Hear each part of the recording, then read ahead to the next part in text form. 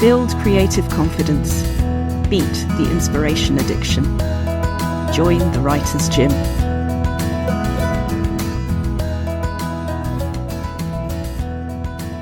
Aliya Whiteley is the author of 7 books of speculative fiction, including the Arthur C. Clarke Award shortlisted Skyward and The Loosening Skin, and also The Beauty, which was shortlisted for both the Shirley Jackson Award and the Otherwise Award. A 10th anniversary edition of The Beauty was published in 2024. Aliya has written over 100 published short stories that have appeared in magazines, including The Dark, McSweeney's Internet Tendency and The Guardian, as well as in anthologies such as Unsung Stories 2084 and Lonely Planet's Better Than Fiction. Her non-fiction includes The Secret Life of Fungi, a look at how fungi are a permanent presence in her life. She also writes a regular non-fiction column on sci-fi and fantasy matters for Interzone magazine.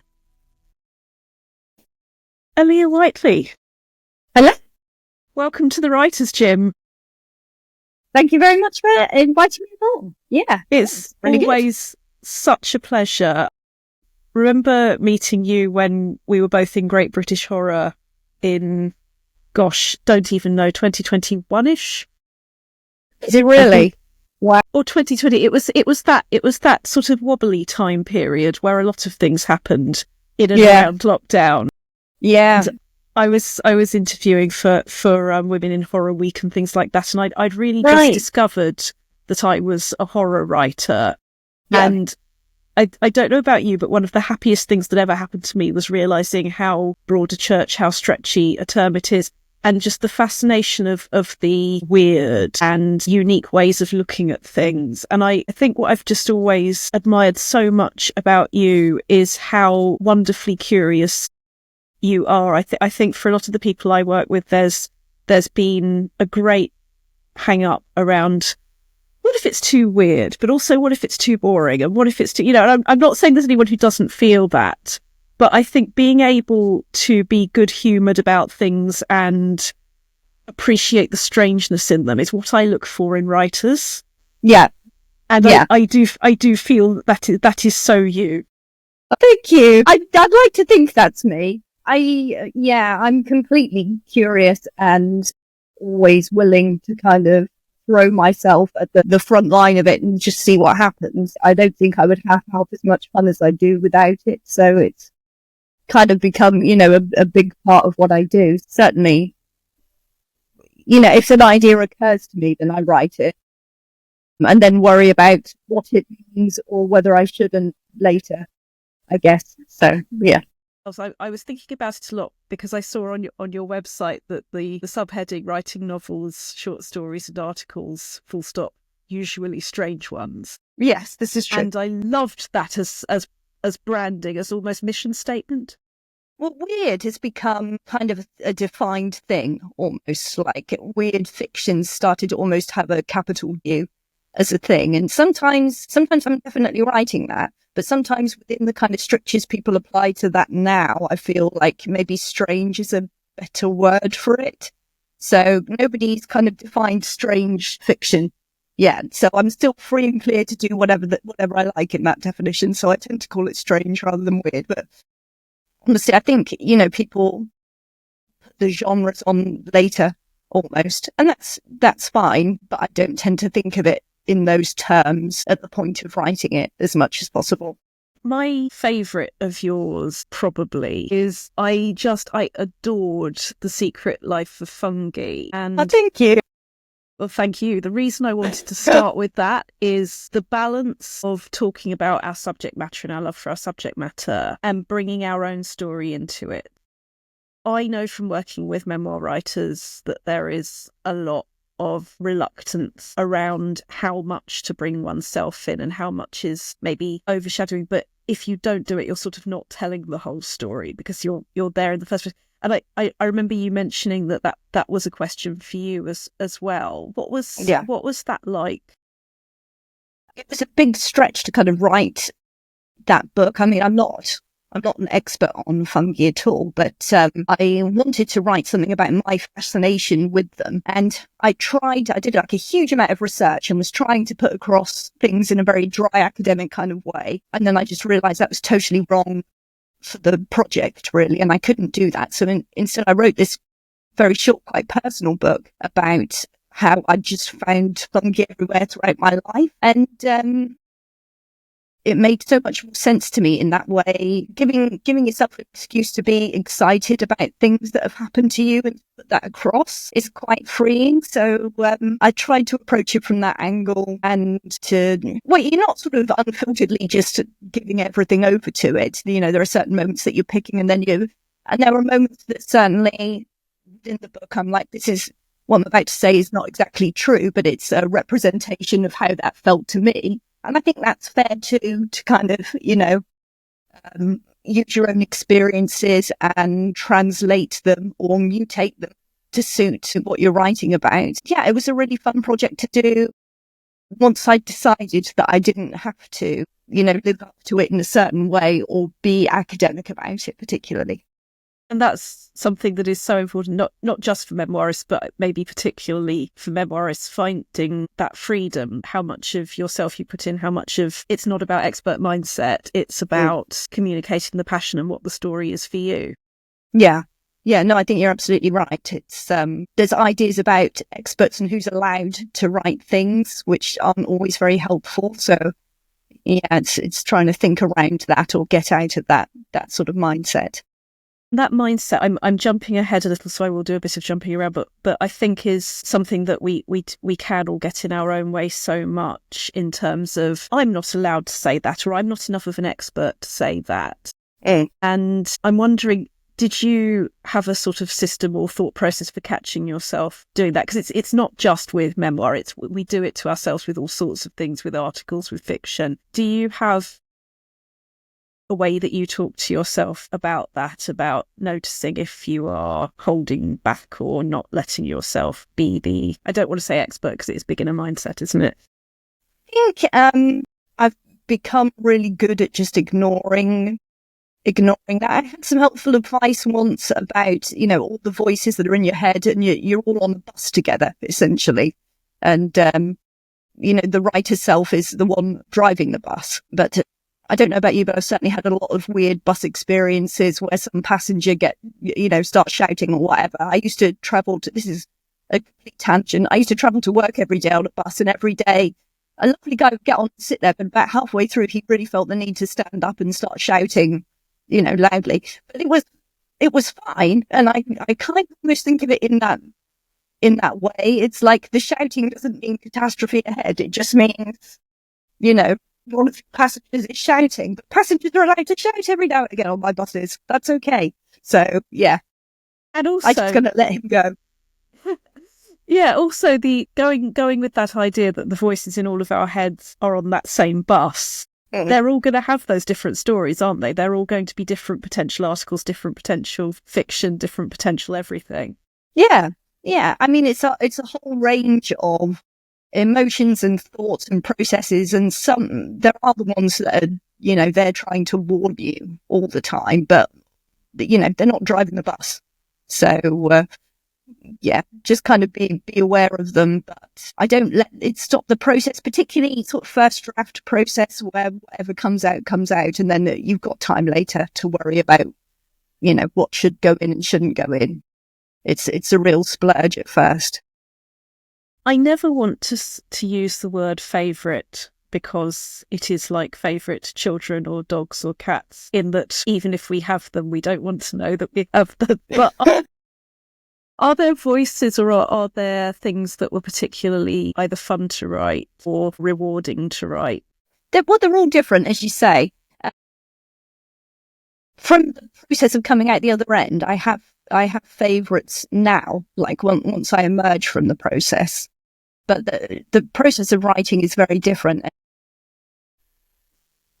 I wrote a novel called Greensmith, and I hated every second of writing it, but I knew I had to get it out of my head before I could move on. And every day it was kind of, I hate this book. I hate it. But I wrote it, and now I look back on it and I can see none of that kind of awful struggle. It's just kind of, that's fine. And then other books were just so easy to write, and I don't feel sort of strongly about them afterwards. So I think maybe that process affects how you feel about it later, but it's all a bit murky. I haven't sort of worked out. Secret Life of Fungi, I'm fond of because I got the commission to write that just at the beginning of the first lockdown, and I'd gone to the library and taken out this huge stack of books, and then the library said, well, we're just shut for as long as possible. You can just keep all those books, no fines. We don't know what's happening. So I had this huge stack of books for months. It worked out perfect. And then I just immersed myself in all of that and really, really enjoyed there being not much else to think about. So I just lost myself in that sort of world. And you were their lockdown guardian. Yeah, I was. So yeah, it's all different times and feelings and whatever. But I very secretly, I really love The Arrival of Missives. I think is probably my favourite in terms of how the experience of writing went and me feeling satisfied with how the book came out. Yeah, probably.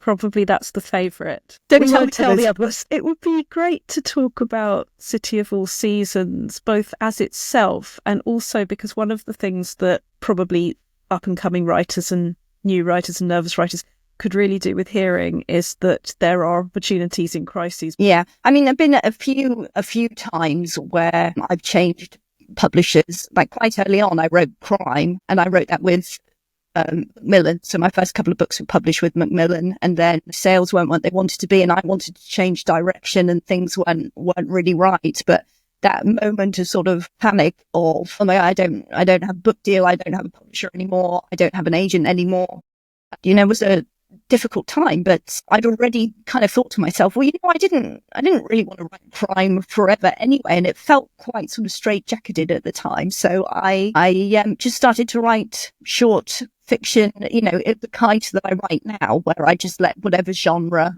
however strange it is, just let it be what it is. And then started sending that out to sort of small presses. And actually, the first sort of publisher who I ended up back with after that was Unsung Stories, which was absolutely tiny. It was just as George Sanderson was just starting to put that together. He was the editor in charge. And it all sort of grew from there. But then obviously, later on, Unsung had sort of run its course, and then I moved to Titan, and then from Titan to Solaris. And each time you kind of feel like, oh no, I don't know if this is going to affect what I do, but I've been really lucky. It doesn't really, I'm kind of told to still go and do what I do, and I do it. But yes, with City of All Seasons, so that's a book that I've written with Oliver Langmead. And it came to trying to find a home for that. And Ollie's still with Titan, although I'm with Solaris now. So Titan bought the rights for it, and it's really nice to be back, sort of working with Titan again. But yeah, there's like the Titan hat and the Solaris hat, and then I still try and publish with small presses as well. So I've got stuff coming up with Newcom Press and Calc Press, and it's lovely to have a lot of different strings to your bow and not feel like I don't want to say one's better than the other, because they're not. They're all brilliant and they all do different things incredibly well. So it's lovely to have a lot of outlets. Yeah, that's how I try and approach it. In terms of that approach and making that happen, I realise every story and every book is different, but in terms of doing the writing and then doing the communication, the writing about the writing, the reaching out to different publishers or journals and magazines, is there anything you'd say to people who are just getting their head around that, how you approach what you do? I mean, as you say, it's different for every project, but I tend to just say the bare minimum almost. So when I submit to places, I'm usually just polite and kind of, here's a thing I've written, and give like a very bare description of it. I'm useless at that side of things anyway, so less is really better. You don't look useless at it from here. I can't sort of describe it. It sounds terrible whenever I describe it. It's about sentient shrooms, and everybody goes, no. you kind of have to be a bit more sort of, it's strange and lyrical and dark and whatever, those sort of bigger umbrella terms of it. Yeah, that's all I really do. I think I'm lucky that I've been doing this for long enough now that I've built relationships where you can approach people and they kind of know how you work in a way. So yeah, also it's the knowing what they're looking for, because I guess when you're really beginning, the thing that we need to say to them or imply to them in the letter is why we're choosing them. You know, we haven't just shut our eyes and stuck our finger in the Writers and Artists Yearbook. There's a reason. Yes. Dear Sir, Madam. Yeah. I love what you do, whatever that is. Please will you? Yeah. So, I try and make sure I use somebody's name, and that if I've loved something that they've published, then I try to, put that. Because you want to work with people who publish things that you really love anyway. So that's always a good place to start, right? Be like, I've just read so-and-so. I thought that was amazing. And I thought maybe that meant that you would be interested in something I've written. Yeah. And that actually comes back, I don't know if it feels like this for you, but it comes back to the embracing of whether we call it weird or peculiar, or whether it is literally weird fiction, or whether it is, I adored that, writing novels, short stories and articles, usually strange ones, embracing the fundamental of that will go off in strange directions. And that appreciation does, for me, link with the enthusiasm that we need to get across in those letters or those emails, saying this is why I love what you do, what I'm enthusiastic about, mine, what I think we'll have in common, and not being afraid to be enthusiastic, I think. Yeah, I think that's such an underrated quality, like in the entire of life, not just in, I think growing up in the 90s, everything was like, oh, don't show any enthusiasm for anything ever. That's just so not cool. So I've really embraced it as I've got older and kind of thought, no, I'm really into this. And it's great to be able to say to other writers now, or whatever, who've had an impact on you, I really love what you do. Thank you for doing that. And I think it's important to also say it to editors and publishers, and to look for people that you want to work with who you do feel really enthusiastic about. Was there a time or a moment where you found that the voices got comfortable with the idea of, I am an author, I am successful at this, this is happening? Or do you sort of feel, do you think we all sort of take with us the idea that somebody else is a proper writer and I'm just this, and things like that? Yeah, I don't have any sort of confidence about it whatsoever still. And I think every project that you start feels like, the beginning all over again. But I like that idea of beginner's mind. Like, I think it might be a different book if I felt really confident, or that I felt I could easily write something. It wouldn't turn out properly anyway. So that feeling of being some way an amateur, starting over with a project that you can't define almost, is a big part of what I do. But yeah, even when you sort of go into bookshops and it's one of your books is there or whatever, you just feel really weird about it. Like, that's so strange. Has that happened? Paint that picture for me. When has that happened to you? So, my local Waterstones, every now and again I've written something and it's on the shelf or whatever, and I kind of have this moment of, I always do this really embarrassing thing if I have my daughter with me, where I shuffle up to her with, like, holding the book, and I'm like, I wrote this one. She's like, yes. But I'm almost easier in relationship with it, with books where I've said something nice about it, and it's really lovely when somebody then prints it like on the front. That's amazing. And then it's me. They've quoted me on the. So I don't know what that's about at all. Whether it's just, that's almost more like being a proper writer. If somebody's quoted you saying something about it, it's such a ridiculous mindset generally. But yeah, I don't.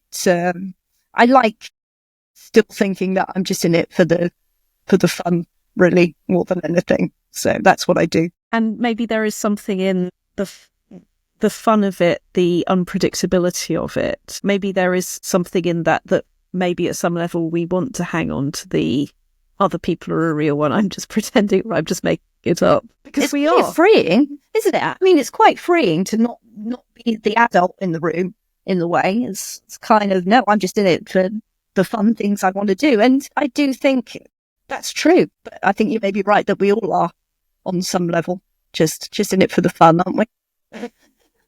I hope so.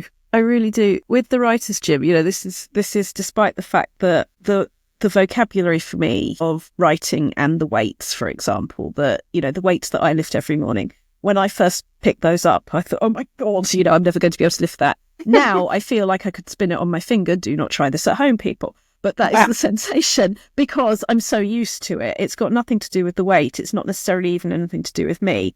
It's just that when you do something over and over again, your brain and body go, hello, normal. And, that's what happens. I'm wondering, are there any writing equivalents of those for you, that maybe there are things that are normal now or exercises that work for you that have come into your life? An exercise I've done right through being a writer whenever I feel like I've gone off track or I've got no ideas is I do the keep a notebook by the bed. As soon as you wake up in the morning, just write a page. And it doesn't, before you check your phone, before you look at anything, it doesn't even have to be words that make sense. You're not looking for sentences. You're not looking for stories. You're not looking for dreams. You're not, you're literally just writing. And I find that so helpful to just be free of all the constraints. And then the weirdest, best ideas kind of just pop out of nowhere. And you've written some sentence that you think, that's the start of a story. It's going into something. But because I didn't think of it in those terms, the pressure's removed. So that really helps. That's what I've gone back to time and time again. But I'm a big believer in all sorts of exercises and routines that you put around writing that kind of weirdly it's a bit like scaffolding. It kind of takes the pressure off what it is you're trying to build. So something like working on 381, where every section of that book is 381 words long. Weirdly, that kind of removes a lot of pressure of what's happening in the novel because you've applied sort of weird constraints to it. Or exercises like, okay, so I have to put these 5 particular objects that I've just made up on the spot. They have to appear in this next short story somewhere. And then the narrative or the characters or all the other things that you would choose to worry about aren't there any longer because you're thinking about these 5 objects. And you have to do a lot of editing afterwards. And you might take out the objects, but you still got a story and something to work with. Things like that really take the pressure off the final product and allow you to just sort of play. In terms of time and how that structure might apply to the writer as well as the writing, do you find there are times of day that you need to just guard against everybody else, that this is when the writing needs to happen? Or what's it like for you? No, it's pretty good. I like those moments where you've not built yourself up to it and you think, I've suddenly got 20 minutes free and I'm a longhand writer in the main, so I just grab a piece of paper and a pen and use those 20 minutes. I find it's better where I've not sort of done a lot of... If you kind of, you've got this stretch of 3 hours, like I'm gonna write my thing in 3 hours, then chances are for me, I'll spend 20 minutes writing and then 2 hours 40 looking at YouTube because I'm a bit rubbish at things like that. But I like writing in cafes. I do like that idea of you've got your stuff, you've got your coffee, you're just free of other constraints, so you do that. This is one of my favourites as well, is the 10 minutes. And I think it does follow the same thing you were saying about the morning pages, that there's almost a this doesn't count level to it. Yeah, almost like sort of just clearing your throat or, it's not the big deal. This isn't the performance. But sometimes in those little gaps, the best things come to you. I remember saying that about a few people who were so frustrated that they didn't have writing days, and that what people didn't understand was they simply didn't have the time, and getting people reacquainted with the 10 minutes that they do have rather than waiting for perfection in any form. The perfectionism, procrastination, finding those tiny bursts, and those tiny bursts actually potentially being better than the empty day. I do think that's true, and then once I get to the end of a project and you're in the final stages of sort of typing it up and getting it shaped, then those are the only times I think where I actually sort of take the phone off the hook, or, the equivalent of that, or close the door and say, I'm just doing this, and then sort of really work on it. But then, I don't know about you, but I find in those moments you really feel the passion to have it completely done. Then you kind of, this is the home stretch. It's almost like writing a novel, so this huge marathon, and at the beginning you're just kind of, I've managed my 20 steps or whatever today, that's enough. And then in that final thing where you can finally see the finish line, then I get this real urge to. But I couldn't possibly ask for that urge at the beginning of the writing experience. There'd be no point because you're not near the home stretch. Just plot, just put in your hours, and eventually, then the end be in sight, and then you could really put some effort in.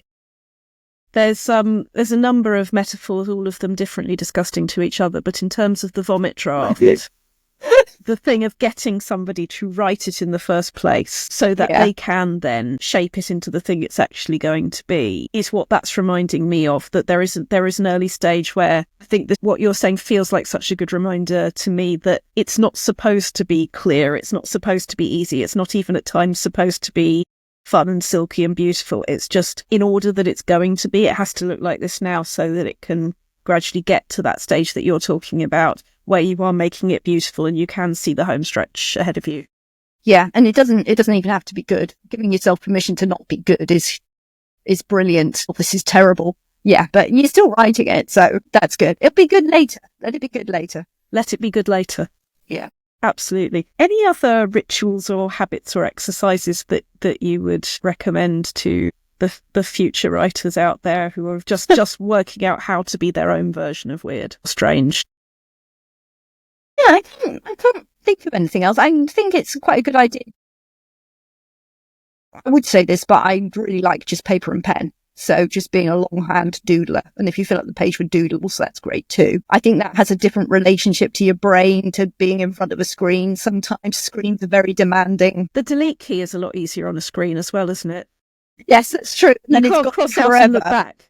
But you're so right. But actually quite a lot of things that I have crossed through with like vast sweeping sort of with my pen, I've then had to go back and shamefacedly to sort of look around the cross through. So yeah, it's worth creating things that you still have, even if you've crossed through it a few times. Yeah. Curious about the notebook and the doodling. So if you look back over a notebook, is there sort of massive great doodle and a bit of novel and story? Yeah. Usually I write right on the right-hand side. That's my actual draft. And then the left-hand side is just notes and doodles. So I can just put, this is rubbish. I could usually flick through it and see, this is rubbish, written on the left. Because I know it's not good enough yet. But that's okay. I've just expressed it on that side of the page. Then I can get on with doing what I'm doing. Yeah, doodles for sure. It's really brilliant to just have that blank space next to it. And then later on, if you think, I need to add something, you can write that there, cross out as you go along. Yeah. The reason I'm finding that so exciting is a conversation that I was having with a couple of people, some fiction, some memoir, is people who are moving from, Rachel, here are the reasons I don't have any time to write the book and there's absolutely no other way that this could have been this week. I just don't have any time to write the book. Will then, over the next week, move to, I'm finding it really hard to write the book. And that's great because that's moving in the direction of I'm spending time with why I'm not writing it, to I'm spending time with acknowledging it's more difficult than maybe I thought. Yeah, and then gradually it becomes habits. But the thing that I see in that process is around that table, that mental table, there is the critic and there is the artist. And they're sitting there and they both need things. But what your notebook is doing seems to me a really beautiful way of having that dialogue, that you are writing the book, but you're also leaving notes to yourself in a number of forms, some of them literal notes, some of them doodles. But you're having that conversation with yourself. You're doing the art, but you're also doing the craft. You're also doing the conversations in your head. Yeah, I hadn't thought of it like that, but you're right. In a way, it's giving space for the critic and the artist to exist in the same space, because sometimes, the advice is to bury the critic on the first draft. But actually, that doesn't really work for me. The critic's still there, like all the other voices on the bus. So I'm going to leave a space for them to do what they're doing. Then the artist could kind of, drive the bus, but the critic's still a noted and valuable passenger, even if all they're shouting is, this is rubbish from the back seat. That's okay. Yeah. Because they've got their space to shout whatever they want. Yeah. And it's not stopping you doing this. Oh, that's such a beautiful way of looking at it, because it reminds me of my favourite game is Excuses Bingo, and I've talked to a couple of people about this on this series, where all of the things that a head can potentially shout at itself, like, what if it's too boring? What if it's too weird? Usually within the same second. Yeah. My dad would hate this, or that's not how so-and-so would see this, or I couldn't possibly mix this bit of memory with this imagination. And we do our positive opposites to that, and we do our time notes. Like, my brain yelled that to me at 11 o'clock yesterday, and look, who knew, it's doing it exactly the same time today. And it allows you to, I'm hoping that's going in a book proposal at the moment, but excuses bingo, because it's the brain. That's a really good way of looking at it. Thank you. It's the brain keeping us in the status quo of the not having written. Yeah. And I think what I so love about talking to you is that you do seem to have the sense of fun that means that they can shout all of that stuff, but you're still going, well, yeah, whatever. The point is, I'm having a good fun. This is my story. Yeah. And it's an important relationship. It does sort of maybe get around some of that, or is it still just a shouty? Yeah, it's still, they all still shout, but I think over time I've learned that you don't have to be afraid of the shouting. It doesn't mean anything particularly. You're not at the stage where you're showing it to anybody, and then later on, you're not at the stage where, it's about to be published tomorrow or whatever. So there's like this idea of, I know you're all worried about all of these things, but it's okay. I'm just doing this. I'm just going to write this, and then later on we'll worry about all the other stuff. But trust in the moment, stages. The moment never really comes to worry about it properly, because before you know it, it's out there, and by that point you're watching the next book. So you're not really interested anymore in whatever it was in that book that, felt so intensely needing to be worried about. Mm-hmm. They're not, I don't say they're not real, these voices, because they are very real and they're very important. But they just need their space. They don't need you to sacrifice everything to them. It's when I was doing my excuses bingo, the sort of the shouty voice, I sometimes describe it as being a bit like a small child or a cat, whatever. They want attention. And all they really need, they don't need you to believe what they're saying. They just need you to go, I hear you. I understand you're trying to help me. Here is a very comfortable seat next to my keyboard while I get the hell on with this. Yes. Yeah, that exactly. I have a dog, so I tend to think it was my barking dog. He's kind of, he's going to make noises. But, dogs do. That doesn't mean we instantly should respond to whatever they do, because that's not very helpful either, because then everybody's just barking, which is just noise. And otherwise. Yeah. Regarding said dog. Yeah. The emotional blackmail that certain writers I know feel they experience about, or worry that if there is a dog, they won't get any writing done, or if, the sort of, how do you handle it? Is it just office door shut means office door shut, ignore the barking? How does it work? Honestly, I don't think I have like a set way of looking at it. I think maybe this ties back into the idea of beginner's mind as well, is that I've tried really hard not to put certain strictures or ideas kind of down to a point where they get really set or solid. So on a day-to-day basis, I just kind of deal with it all as best I can, I think. Yeah. And is there a boundary involved? For example, if you need to be writing and the dog is saying, me, is there a way of going, I will be back? I mean, I had a cat, so it was easier. He wasn't a roller on keyboards. He was... I did once balance the keyboard on him, and he was actually quite happy with that. He was my table for a little bit. Yeah, with my dog, he's a Labrador, and he's usually incredibly good. But he does have this thing sometimes where if you're typing away, they're kind of like, oh, but you just sat there. You're not really doing anything. And you have hands. So really, what you should be doing is, petting me. Yeah. And my very heavy head should be on your hands, on both your hands at the same time. So, and I can't say no to him. He's too adorable for that. So you must somehow structure the day so that it's I think that's what I find so fascinating, is that's I can't say no to him. But at some point you seem to have found a way that you can, or we wouldn't be having this conversation. That is true. Yes, I don't just do that 24/7. He sleeps sometimes and then I can type. No, as you say, there are moments where you just have to say, you're lovely. Now here's your ball with some treats in. I do love my treat ball. So, you fill that with treats and off he goes. So that's good. Yeah. And I guess we have to do the same to ourselves as well. I don't know how it is for you, but there have certainly been times for me where creative confidence, as in whether that's on the page, what am I trying to create here, or whether that's in my life, what do I want to create in my life so that I can do the things that I'm doing. There have been times and there have been days where that is easier or feels more natural and real than others. And there are times when I've sort of had to drive it on manual, as in it's not coming naturally and I have to get myself back into it. Is there anything you'd say to people who are struggling to find that focus or that creative confidence? I think we talked about it already in a way, which is the kind of saying it's okay to just write for 3 minutes. It's okay to just write for the length of time that you would do something else. It would take this long to boil a kettle and make a cup of tea. Well, in that case, I will actually just sit here and write for that period of time. I don't think it really matters how small it is, because there's something that triggers in the brain for just giving yourself permission to do that, even. So yeah, it's about finding the moments.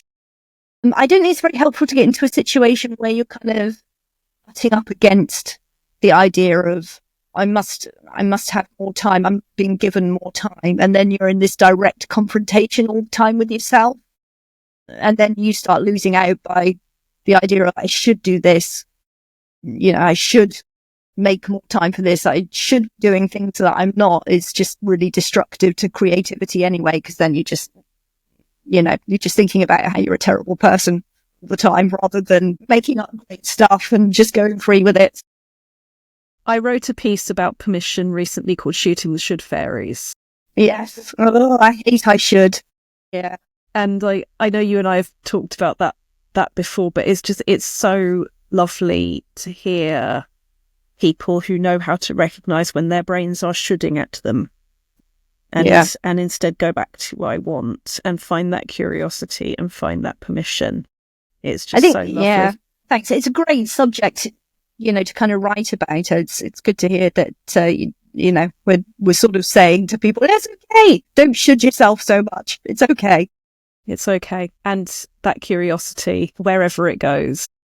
Yeah. It's the answer worth having, isn't it? Definitely. It's its own reward. Sorry, go on. It's its own reward. It absolutely is. It is its own reward. I will say I also have emergency work chocolate, which is another kind of reward. Wow, I have that as well. Yeah, that works. I have emergency chocolate buttons. I thought that was just, it's nice to hear we've got another emergency chocolate person. I have emergency work chocolate where it needs to be when nobody else knows where it is, because sometimes those emergencies exist. This is true. No, you are absolutely right. I'm very glad to hear that it's there with you as well.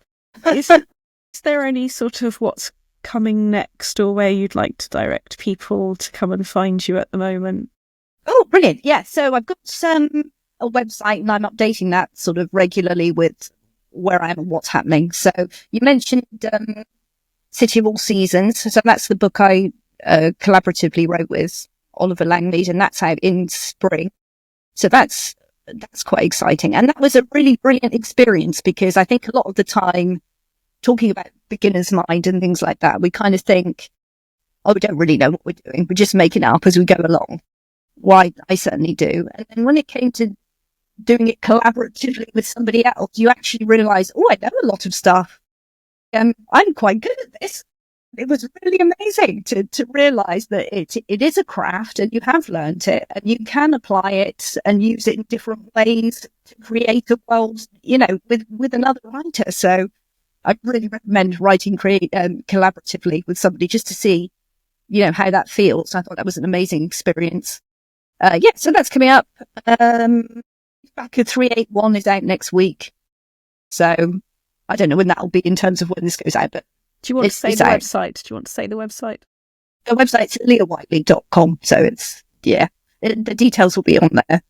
And, I've got a novella coming out with Newcom Press, the creator, at some point this year, which is my homage to 1950s horror movies. So I loved writing that. Yeah. Aliya Whiteley, thank you so much for joining the Writers' Gym. Thank you for letting me come along and just splurge at you, really. So that was loads of fun. You've visited the Writers' Gym with author and coach Dr. Rachel Knightley. Production and sound design are by Ashley Lexine. and theme music is by Chris Gregory. To join a Writers' Gym workout online or in London, as a guest or as a member, visit writersgym.com or email thewritersgym@rachelknightley.com.